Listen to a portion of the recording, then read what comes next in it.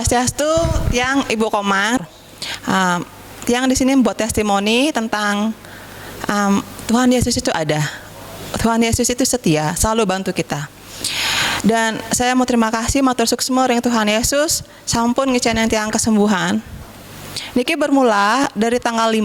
Saya minta didoakan oleh Pastor Brian untuk melepas semua kepahitan yang ada di diri saya. Jadi ini sejak kecil saya alami semua kepahitan, trauma. Saya mohon agar itu dilepas. Tapi tanggal 7 kesakitan saya dimulai. Tanggal 7 saya mulai sakit. Nah itu saya tidak pernah sesakit ini sebelumnya. Jadi meskipun kalau biasanya saya sakit suhu 38, 39 saya masih bisa kerja.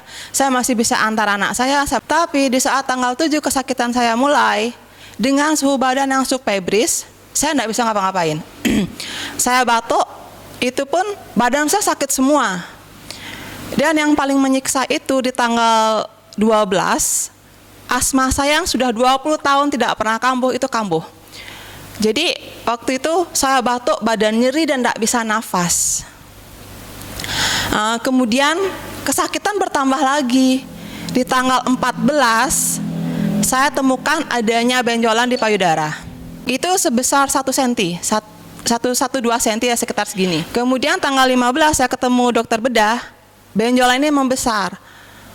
Sekitar diameter sekitar segini, 4-5 cm. Itu saya kaget, kenapa secepat ini? Terus tuh keesokannya nyeri itu bertambah. Nyeri itu dari sini sampai ke belakang, sampai saya nggak bisa angkat tangan. Angkat tangan seperti ini itu susah sekali, tapi saya paksakan. Pagi itu saya bangun, seperti biasa saya doa, saya tanyakan Tuhan, kenapa seperti ini Tuhan? Kau berikan saya kesakitan. Saya minta agar semua trauma, semua kepahitan yang saya rasakan itu hilang. Kenapa kau berikan saya lagi? Di mana firman-Mu Tuhan? Apa Engkau adil seperti ini? Lihat anak saya masih kecil, dia perlu mama. Dia perlu ibu Tuhan, kenapa kamu ambil saya? Kenapa seperti ini? Di mana firman-Mu? Di mana keajaiban-Mu? Itu yang saya tanyakan. Kemudian saat saya turun ke bawah mau ngasih makan ikan, bidan saya datang. Bidan saya bilang, Bu, coba hubungi WA pastornya Ibu, minta didoakan lagi, siapa tahu ada mukjizat. Antara otak dan hati itu bahkan saya berbeda.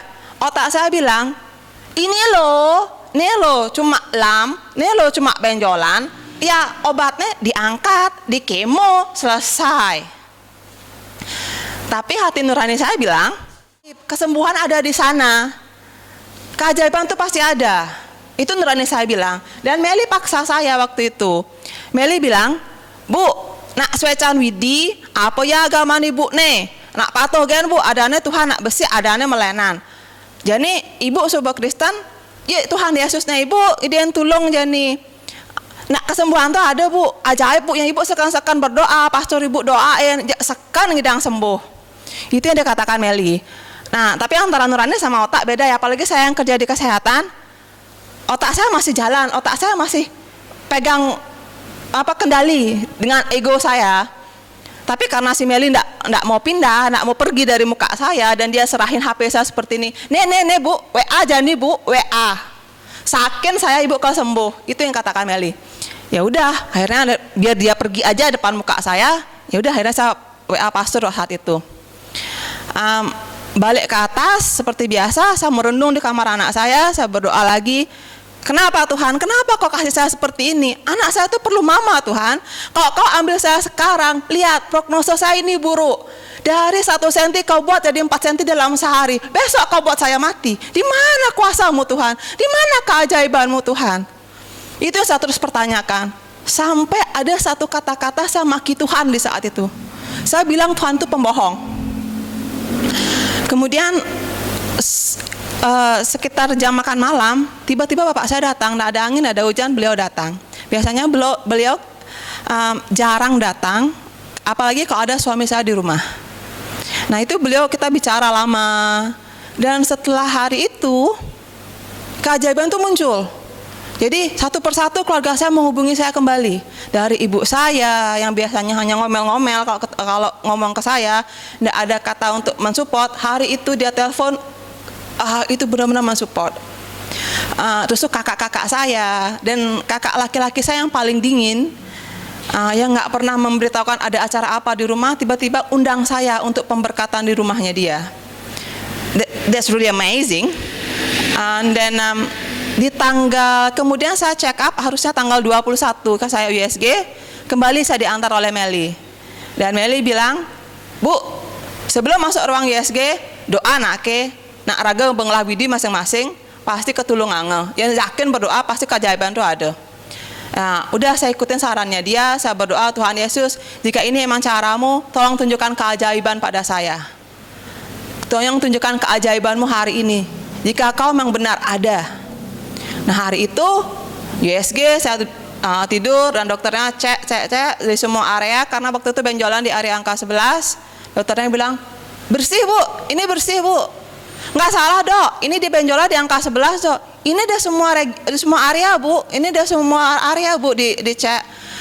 "Yakin Dok?" "Yakin Bu, ini cuma ada pembesaran tisu, pembesaran jaringan, pelebaran dan pelebaran duktus. Tidak ada mengarah ke arah kanker, tidak ada benjolan, semuanya hilang, itu bersih." Kemudian dicek di bagian kiri, hanya ada pelebaran duktus, hampir sama dengan yang di kanan, tapi ada dicurigai kista, tapi itu masih dalam kategori jinak, dan itu 0,7 kali 0,6 ukurannya. Ini benar-benar miracle buat saya. Malam itu pulang dari rumah sakit, malamnya saya berdoa lagi dan saya diberikan flashback. Jadi waktu itu Tuhan sepertinya beliau bilang seperti ini, "Saya selalu ada, saya selalu bekerja, tapi kau tidak pernah menyadari, kau hanya fokus pada kesakitan yang saya berikan, bukan pada keajaiban yang saya berikan." Jadi di saat itu saya diberikan flashback bidan-bidan saya yang bekerja sama saya, gimana mereka tulusnya mereka rawat saya waktu saya sakit, gimana mereka support saya. That's my support system. Kenapa masih bilang sendiri, sedangkan kamu punya orang-orang baik di sekitarmu? Ada 2 bidan yang sudah resign, dan mereka masih ingat untuk tanyakan saya. Nggak ada yang beritahukan kalau saya sakit. Mereka telepon saya, Ibu sehat Bu? Tadi saya mimpi buruk Bu tentang Ibu sehat enggak? Saya cuma bilang, "Ya sehat," agar mereka tidak khawatir, karena jaraknya dia jauh dari tempat saya, dia tinggal di Jemberana.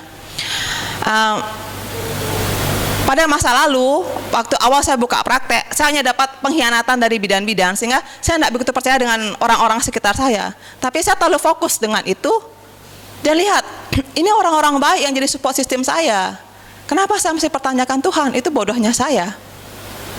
Yang kedua, saya dikasih flashback, hubungan saya dengan keluarga saya yang dulunya renggang, sekarang sudah mulai membaik, dan hubungan kami benar-benar baik sekarang.